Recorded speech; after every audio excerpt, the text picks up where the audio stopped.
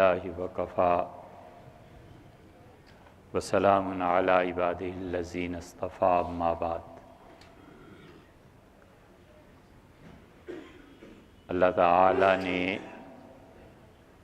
انسانی تہذیب کے جتنے مراکز بنائے اور تاریخ نے جنہیں یا جن کی رودات کو محفوظ رکھا، ان میں تین بنیادی سوالات پیدا ہوتے ہیں۔ ایک جس کے بارے میں پچھلے جمعہ کو گفتگو کی کہ کسی بھی معاشرے میں انسان کیا ہے، انسان کی قدر و قیمت کیا ہے، انسان کو بچنا ہے، انسان کو زندہ رہنا ہے، اور انسان کا وجود کس حیثیت میں ہے۔ مذہب کے نام پہ، دین کے نام پہ ہمیں نسل در نسل یہ سکھایا گیا کہ انسان کی کوئی قدر و قیمت نہیں ہے، انسانی وجود کوئی خاص اہمیت نہیں رکھتا، اور اس پر جو کوڈنگ کی گئی وہ یہ کہ تم اللہ کے راستے میں شہید ہو رہے ہو۔ چنانچہ ایک دور تھا جب اس کی ضرورت تھی اور مسلمان بے جگری سے لڑے، اور پھر ایسا دور آیا جب انسانی کاوشوں سے زیادہ سائنس اور ٹیکنالوجی نے ترقی کی، مگر ہم اپنی نسلوں کا مزاج بدل نہیں سکے، اور ہم نے اپنے بچوں کو یہ نہیں سکھایا کہ ہر انسان اور ہر جان بڑی قابل قدر چیز ہے۔ انسان تو بہت بڑی چیز ہے، جانور تک کی جان وہ بھی شریعت نے اس کا پورا احترام سکھایا۔ اسلام نے اس بات کی اجازت دی کہ لوگ شکار کریں، لیکن شکار کی تحسین کی گئی ہو، شکار کو اچھا جانا گیا ہو، کبھی بھی ایسے نہیں ہو۔ حضرت رسالت مآب صلی اللہ علیہ وسلم نے اور اللہ تعالی نے شکار کی اجازت دی، اللہ تعالی نے اصولی طور پر، اور حضرت رسالت مآب صلی اللہ علیہ وسلم کے سامنے شکار کیا گیا اور آپ نے منع نہیں فرمایا۔ انسان کی نفسیاتی ضرورت کے تحت گوشت کی ترسیل کے لیے اور اس کے فوائد اور مقاصد تھے، لیکن یہ کبھی نہیں ہوا کہ آپ نے کبھی ترغیب دی ہو کہ جاؤ اور شکار کرو جنگلوں۔ اللہ نے اسے مباح قرار دیا، مستحب تک نہیں کہا۔ چنانچہ سورہ مائدہ کی پہلی آیت میں فرماتے ہیں کہ دیکھو حالت احرام میں شکار نہیں کرنا، وَإِذَا حَلَلْتُمْ، اور جب تم احرام کی کیفیت سے باہر آ جاؤ، فَاسْتَادُوا، تو شکار کرو۔ یہ حکم نہیں ہے، یہ صرف اجازت ہے کہ جو پابندی پہلے لگائی تھی اسے اٹھا دیا۔ اسی لیے رسول اللہ صلی اللہ علیہ وسلم نے بتایا کہ قیامت میں ایک چڑیا کی شکایت پہ ایک آدمی کو جہنم میں ڈالا جائے گا، اور اللہ سے عرض کرے گی کہ اے پروردگار اس نے مجھے مارا ہے۔ اور نسائی کی روایت میں آتا ہے کہ آپ نے فرمایا کہ وہ کہے گی اے اللہ اگر یہ اس لیے مارتا کہ میرا گوشت کھانا ہے تو نے اجازت دی تھی، کوئی بات نہیں، مگر بغیر کسی وجہ کے اس نے میری جان لے لی، اور حکم ہوگا کہ اس کو سزا دی جائے، کیوں بغیر وجہ کے جانور کی جان لے لی۔ اتنا خیال جانوروں تک کا ہے، انسان کا بڑا مقام ہے، حتیٰ کہ انسان، یہ بڑا خطرناک جملہ ہے جو لوگوں کو ہضم نہیں ہوتا، تمام ادیان سے بالا ہے۔ انسان ہوگا تو کوئی عیسائی، یہودی، مسلمان ہوگا نا، انسان ہی نہیں رہے گا تو پھر دین اور مذہب کیا رہے گا؟ اس لیے انسانوں کی عزت، انسانوں کی قدر، رشتوں کو پہچاننا اور اختلافات میں قوت ادراک کو کامل کرنا، نہ کہ قوت بیان کو، یہ شریعت نے سکھایا۔ بچے اور جوان لڑکے، یا پھر جب جوانی کا زور جب تک رہتا ہے، قوت اظہار غالب ہوتی ہے اور قوت ادراک کم ہوتی ہے۔ شریعت کہتی ہے قوت ادراک بڑھنی چاہیے، اور ہمیشہ یہ جو قوت اظہار غالب رہتی ہے اس کو کم ہونا چاہیے۔ جب قوت اظہار کم ہوتی ہے تو انسان پر خاموشی طاری ہوتی ہے، سنجیدگی طاری ہوتی ہے، نتیجہ یہ کہ وہ سنتا زیادہ ہے، بولتا کم ہے۔ اور جب معاشرے میں تہذیب کے مراکز نہ رہیں اور معاشرے میں تربیت کے لیے مربی نہ رہیں اور منمانی چلنے لگے تو پھر قوت ادراک کم ہوتی ہے، اظہار زیادہ ہوتا ہے۔ قوت ادراک کا مطلب یہ ہے کہ آدمی سنجیدگی سے پوری صورتحال کا جائزہ لے کر پھر کسی بات کا اظہار کرے، اس لیے کہ اظہار ذمہ داری ہے۔ اللہ کے ہاں پوچھ ہے، ما یلفظ من قول الا لدیہ رقیب عتید، اور تم میں سے کوئی شخص ایک لفظ، ایک حرف نہیں بولتا مگر ہمارے فرشتے اسے لکھتے ہیں، ہمارے فرشتے اس کی پوری رپورٹ پہنچاتے ہیں، نگران ہیں، گواہ ہیں۔ اس لیے جن لوگوں کی قوت ادراک زیادہ ہوتی ہے، حقیقت میں یہ لوگ ہیں جو انسانیت کا جوہر رکھتے ہیں، خاموشی غالب رہتی ہے، صورتحال کو دیکھتے رہتے ہیں، اور دیکھنے کے بعد فیصلہ کن مرحلے پہ وہ ایک جملہ اتنا کارگر ہو جاتا ہے کہ ساری کمی پوری ہو جاتی ہے۔ اور جب خاموشی غالب نہیں آتی، سنجیدگی غالب نہیں آتی اور قوت اظہار ہے، تو ذرا کوئی بات ہوئی اور بک بک شروع ہو گئی، ذرا کوئی بات ہوئی اور جھگڑا شروع ہو گیا، ذرا کوئی بات ہوئی اور سارے گھر میں طوفان مچ گیا۔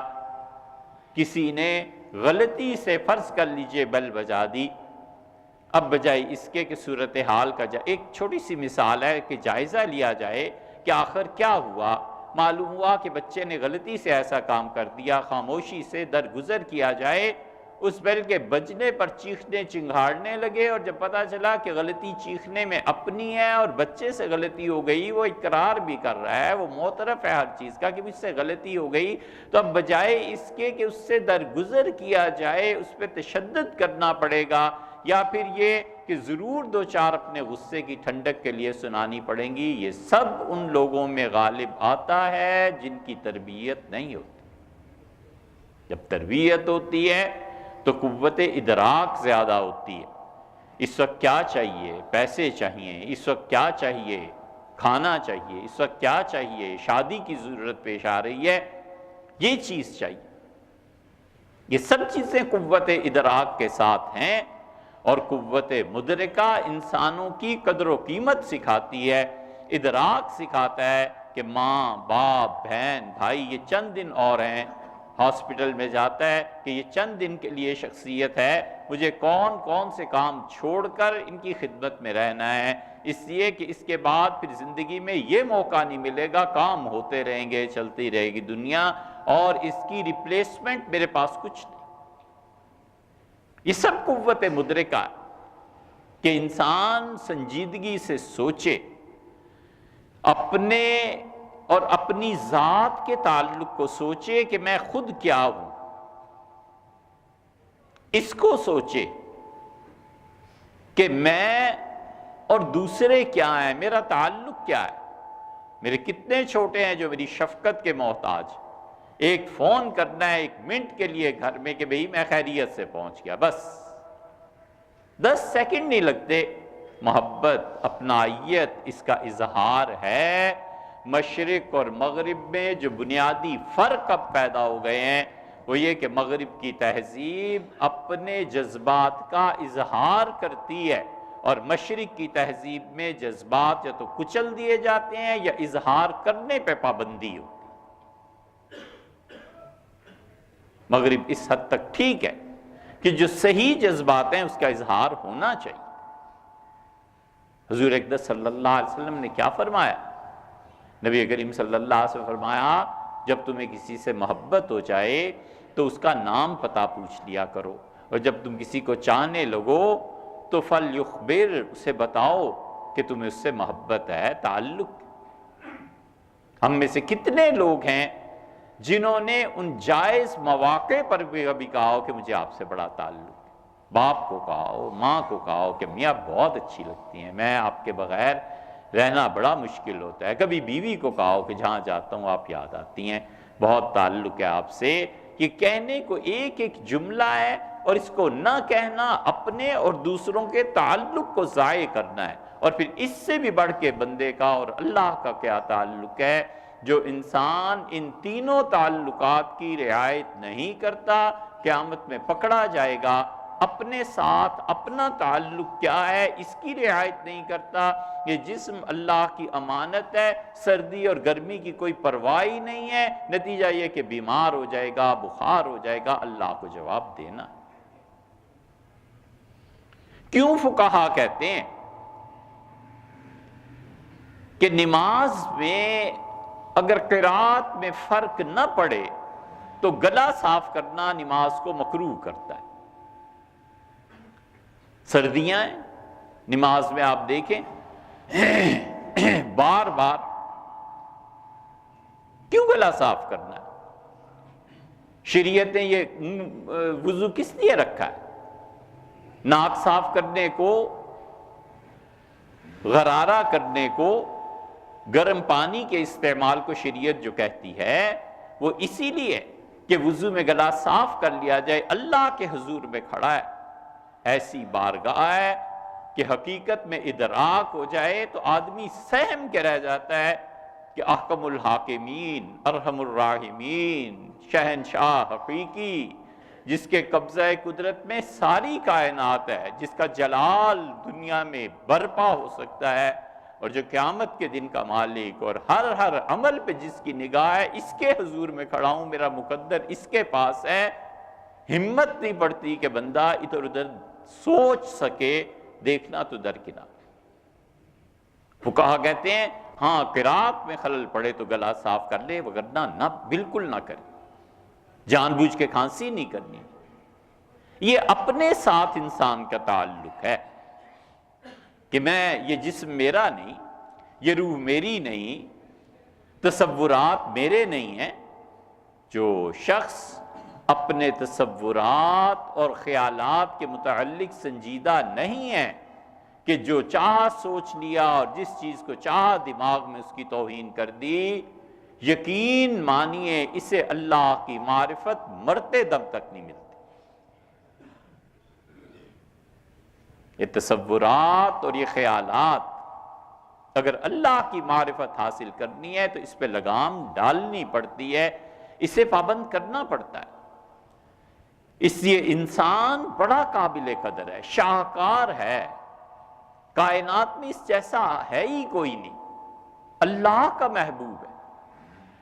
اللہ تعالیٰ کو بڑا تعلق ہے انسان سے، اور انسان اسی تعلق اور واسطے کو اپنے سے ہٹ کے جب دوسروں کے ساتھ استوار کرتا ہے تو پتہ رہنا چاہیے کہ دوسروں کے لیے محبت، ہر ایک کے لیے عظمت، ہر ایک کو اس کے مرتبے کے مطابق اپنے چھوٹوں کے ساتھ شفقت، علماء کی عزت، اہل علم کی قدر، یہ سب وہ چیزیں ہیں جو نبی کریم صلی اللہ علیہ وسلم نے اللہ کی ہزاروں کروڑوں رحمتیں ان پہ نازل ہوں اور خدا کا نور ان کی قبر اطہر کو منور رکھے، ایک جملے میں فرما گئے کہ من لم یعرف کبیرنا، جس آدمی نے من لم یعرف حق کبیرنا، ہمارے بڑوں کے حقوق ادا نہیں کیے، ولم یرحم صغیرنا، اور ہمارے چھوٹوں کے ساتھ شفقت نہیں کی، اور ایک روایت میں آتا ہے کہ علماء کی قدر نہیں کی، فلیس منا، وہ میری امت میں سے نہیں رہا۔ اشیاء پر، افراد پر تنقید کرنے کی بجائے ان اسباب اور وسائل پر غور کرنا چاہیے جو اسے اس جرم تک لے آئے۔ ہم ان اسباب کو مٹانے کے لیے قطعاً تیار نہیں ہیں، اور حدود ہم نے نافذ کرنی ہے، خلافت ہم نے قائم کرنی ہے۔ اے اللہ کے بندے، اس سے چوری کی ہے، کیا چیز سے چوری پہ مجبور کر رہی ہے؟ اس کی معاشی ناہمواری، یہ ضروری ہے کہ اس کے معاش کا بندوبست کیا جائے، یہ ضروری ہے کہ اس کا پیٹ بھرا جائے۔ سیدنا عمر رضی اللہ عنہ نے حضرت سعد رضی اللہ عنہ جیسے دانا اور ذہین آدمی کی شکایت اور یہ سفارش کے باوجود کہ اس کا ہاتھ کاٹ دیا جائے، اس نے چوری کی ہے، سیدنا عمر رضی اللہ عنہ کا نہیں سعد، میں ہاتھ نہیں کاٹ سکتا، اس لیے کہ اس کے پاس پیسے نہیں تھے۔ ہمیں اس کا بڑا شوق ہے، ہم یہ منظر دیکھیں کہ قتل کے عوض میں گردن اڑائی گئی، اور اس سبب کی کوئی فکر نہیں ہے کہ ہم نے کیوں ایسا ماحول پیدا کیا ہے جس سے اس سے غصہ آئے، جس سے وہ چڑھے۔ جب بچوں کی عمر 16 اور 17 سال کی ہوتی ہے تو ان بچوں کے ہاں تشکیک کا مزاج پیدا ہوتا ہے، اور جو لوگ اس کی پرواہ نہیں کرتے اور جن کی تربیت تیقن کی بجائے تشکیک پہ ہوتی ہے، ساری عمر کے لیے برباد ہو جاتے ہیں۔ شک، یہ خاتون مارکیٹ میں کیوں آ رہی ہے؟ کوئی بات ہے، اس کا لباس دیکھو، اس کی چال ڈھال دیکھو، یہ سب شک ہی تو ہے۔ اے حضرت، آپ کو مطلب اس سے کیا ہے؟ یا تو آپ گورنمنٹ کی طرف سے مقرر ہیں کہ خواتین بغیر حجاب کے نہیں نکلیں، یا کوئی عہدہ ہے، آپ کچھ بھی نہیں، محض شک۔ اچھا کل دیکھتے ہیں یہ کب آئے گی، اچھا یہ آدمی کیوں جا رہا ہے، یہ کیا کر رہا ہے، یہ سب چیزیں شکوک پہ مبنی۔ یہ بچے جو 16-17 سال کی عمر میں شک پر مبنی ذہن بنتا ہے، کوئی نہیں ہے جو اسے سکھائے کہ بیٹے ایسے نہیں سوچتے۔ سوچنے کا انداز یہ ہے کہ آپ کو اس سے کوئی غرض اور تعلق نہیں ہے، آپ وہ چیزیں ان پہ بات کیجئے جو یقینی چیزیں ہیں، یقینی طور پر ہیں۔ اس کائنات میں ناسا نے جو ترقی کی ہے، امریکہ جو کچھ کر رہا ہے، جو یقینی چیزیں ہیں، سیارے ہیں، آپ جانوروں کی زندگی کو دیکھیں، آپ گھر کی زندگی پہ غور کریں، یہ یقینی چیزیں ہیں، اور یقین آپ پر کیا ذمہ داری عائد کرتا ہے اس کو پورا کیجئے۔ یقینی طور پہ میں آپ کا باپ ہوں، یقیناً آپ کی والدہ ہیں، بیٹے اس یقین کے بعد ذمہ داری کیا پیدا ہوتی ہے، اس کا احساس نہیں دلاتے، اور شک کے نتیجے میں جو بدگمانی پیدا ہوتی ہے اس کا اظہار اور اسے ابلاغ لوگوں تک پہنچانا، یہ ڈیمیج کر دیتا ہے ذہن کو، اور ساری عمر شک سے نہیں نکلتا، حتیٰ کہ معاذ اللہ، استغفر اللہ، اللہ پر بھی شک ہونے لگتا ہے۔ یہی وہ بات ہے جو سورہ ابراہیم میں اللہ کہتا ہے، قالوا افی اللہ شک۔ انبیاء علیہ السلام نے کہا کہ اللہ کے بارے میں بھی تمہیں شک، جس نے آسمانوں اور زمین کو پیدا کیا، اور انہوں نے جواب میں کہا کہ ہمیں کوئی ضرورت نہیں تمہارے اس لیکچر کی، یہ ضد کا مزاج ہے، یہ جواب ضدی لوگوں کا۔ انبیاء ردو ایدیہم، اور انہوں نے ٹھیٹھ اردو میں ترجمہ کریں، انبیاء علیہ السلام کے منہ میں چپے دیے، ہاتھ یوں ڈالا اور کہا بس کر، چپ رہ، کوئی ضرورت نہیں مجھے۔ اللہ نے فرمایا، انہوں نے کہا فَلَنَصْبِرَنَّ عَلَىٰ مَا آذَيْتُمُونَا، یہ جو تم ہمیں چپے منہ میں ڈال رہے ہو نا، ہمیں صبر ہی کرنا ہے۔ اللہ نے یہ کہا، اللہ نے کہا، میں نے پھر ان سے کہا کہ ہٹ جاؤ، اب میں جانوں اور یہ جانے جو اپنی خیر خواہی کو سننے کے تک کے لیے تیار نہیں، یہ اپنا حق ضائع کرنا ہے۔ جو شخص اپنے متعلق خیر خواہی کو نہیں سنتا وہ حقیقت میں اپنے حق کو ضائع کر رہا ہوتا ہے، اور اس کی کسی نے اجازت نہیں دی کہ تم اپنے آپ کو خود برباد کرو۔ محبتوں میں برباد کرنا، اپنے جسم پہ محبتوں میں کھدوانا، شگاف ڈالنا، یہ سب نفسیاتی بیماریاں اللہ نے اسی لیے انسانوں کی قدر سکھائی ہے۔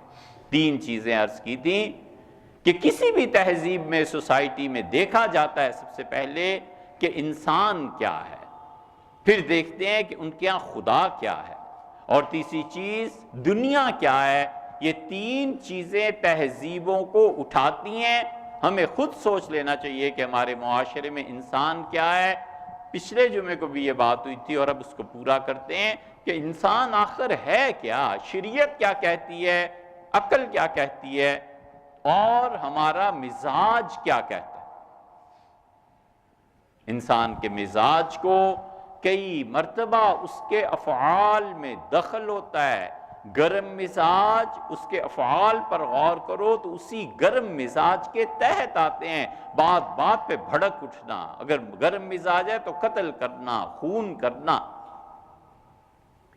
اور مزاج گرم ہے اور معاذ اللہ استغفر اللہ بدکاری میں مبتلا نہیں ہے تو نتیجہ اس کا قتل کی صورت میں نکلے گا، اور اگر وہ بدکار ہے اور غصہ بھی آتا ہے تو پھر قتل سے رک جاتا ہے۔ 2 کبیرہ گناہوں میں سے ایک ضرور کرے گا، یہ بدبخت یا تو بدکاری کرے گا اور یا پھر قتل تک پہنچ جائے گا۔ ہاں رک جاتا ہے جب قتل کی آخری سٹیج آتی ہے تو پھر ہوش آتا ہے کہ ارے یار یہ تو بھائی ہے، ماں ہے، باپ ہے، ملک کا قانون ہے، میرا کیا بنے گا، میرے اپنے بچے ہیں، اس پہ پہنچ کے رک جاتا ہے۔ وگرنہ یہ غصہ 10 سال میں آدمی قابو پا لے اور اس حد تک یہ غصہ ختم کرے کہ لوگ کہیں بے غیرت ہو گئے، اس حد تک اس پہ قابو پانا ضروری ہے کہ غصے کے وقت میں مصنوعی طور پہ غصہ اپنے اوپر طاری کیا جائے، وگرنہ یہ گرم مزاج 2 میں سے ایک جگہ لے جائے گا، یا بدکاری کرے گا۔ اسی لیے قرآن کو آپ پڑھتے نہیں نا، ہم قرآن کبھی کھولا ہے، کبھی سوچا ہے اللہ نے اپنی کتاب میں کیا فرمایا؟ ہمیں فرصت ہو صاحب سیاست سے، ہمیں فرصت ملے معاشی مسائل سے، ہمیں فرصت ملے لوگوں پہ تنقید، فرصت ملے دوسروں کے معائب چننے سے، تو ہم اللہ کی پاک کتاب کو کھول کے پڑھیں۔ خدا نے 2 جگہ ذکر کیا ہے، اللہ نے فرمایا وَلَا يَزْنُونَ، اور زنا نہیں کرتے، وَلَا يَقْتُلُونَ النَّفْسَ الَّتِي حَرَّمَ اللَّهُ عَلَيْهَا إِلَّا بِالْحَقِّ، اور قتل نہیں کرتے جب تک کہ اللہ نے اجازت نہیں دی۔ یہ سورہ فرقان میں اور سورہ بنی اسرائیل میں بھی اللہ نے دونوں جگہ اللہ نے فرمایا ہے وَمَن يَفْعَلْ ذَلِكَ، اور جو شخص بدکاری کرے گا اس نے بڑی بری زندگی کی راہ بہت ہی بری اپنا لی، اور فوراً اس کے بعد فرمایا وَيَقْتُلْ وَلَا يَقْتُلُونَ، اور نہ وہ قتل کرتے ہیں۔ آخر قتل اور زنا جوڑا کیوں ہے؟ مردوں کی طاقت، حکومت کے بل بوتے پہ جو معاشرے قائم ہوتے ہیں پٹھانوں جیسے، پھر یا قتل ہوتا ہے یا دوسری چیز ہوتی ہے۔ ان دونوں کی جڑ غصہ ہے، ان دونوں کی جڑ تہور ہے، اصل لفظ تہور ہے۔ ان دونوں کی بنیاد اپنی میں کو نافذ کرنا ہے، اپنے خواطر کا شکار ہونا ہے۔ حواجز اور خواطر، اس پہ جو شخص غور نہیں کرتا وہ اخلاقیات کی بربادی کر لیتا ہے۔ اس لیے انسان کو تینوں طرح سوچنا چاہیے۔ میرا اور میری جی کا آپس میں کیا تعلق ہے؟ میں اپنے جی کا غلام تو نہیں بن گیا، اپنے نفس کا غلام تو نہیں بن گیا۔ کیا میرے لیے کافی ہے کہ جو چیز میرے ذہن میں آئے میں کر گزروں؟ نہ، میری اولاد کا، میرے والدین کا، بہن بھائیوں کا، معاشرے کا، شہر کا، ملک کا کیا تعلق ہے، یہ دوسرا درجہ ہے۔ اور تیسرے درجے میں سے سوچنا ہے کہ میرا اور اللہ کا کیا تعلق ہے، اللہ مجھ سے کیا چاہتا ہے اور میں کیا کر رہا ہوں۔ تب جا کر انسانوں کی قدر آتی ہے، تب جا کر انسان کا پتہ چلتا ہے۔ یہ سورج، چاند، ستارے، ہوا، روشنی، یہ سب اللہ نے ہمارے لیے پیدا کیا ہے اگر ہم ہی نہ ہوں تو اس ہوا کا کیا فائدہ؟ اگر ہم ہی نہ ہوں تو اس سورج کا کیا فائدہ؟ اگر ہم ہی نہ ہوں تو اس سمندر کا کیا فائدہ؟ خدا کی یہ ساری کائنات بیوہ عورت کی طرح سارے اپنے زیورات اٹھا کر ایک طرف کو پھینک دے، اگر شوہر ہی نہ ہو تو پھر کس کو دکھانا ہے؟ انسان ہی نہ ہو تو اس سورج چاند ستاروں کا آخر فائدہ کیا ہے؟ یہ ساری کائنات اللہ نے انسان کے لیے پیدا کی ہے۔ کبھی انسانوں کی توہین نہ کرے، کبھی انسانوں سے نفرت نہ کرے، کبھی انسانوں کو دور نہ کرے۔ یہ سب کے سب اللہ کے پیدا کیے ہوئے ہیں، اور اللہ اپنی مخلوق کے بارے میں خود حساب کرے گا کہ میرے پیدا کیے ہوئے شاہکار کے متعلق تم کیا کرتے رہے۔ ہم سب مسئول ہیں اللہ کے ہاں، اور ہم سب سے اللہ پوچھے گا، اور پوچھے گا کہ جو لوگ اپنا وقت چھوڑ کے آتے تھے تم کیا لوگوں سے بات کرتے رہے۔ ہم سب کو اپنی ذمہ داری کا احساس کرنا ہے۔ یہ تعلق ہے جو انسان کا انسانوں کے ساتھ، اور وہ تعلق انسان کا اپنے نفس کے ساتھ، اور انسان ہی کا تعلق اللہ کے ساتھ، ان تینوں جہتوں پر غور کرتے رہنا چاہیے۔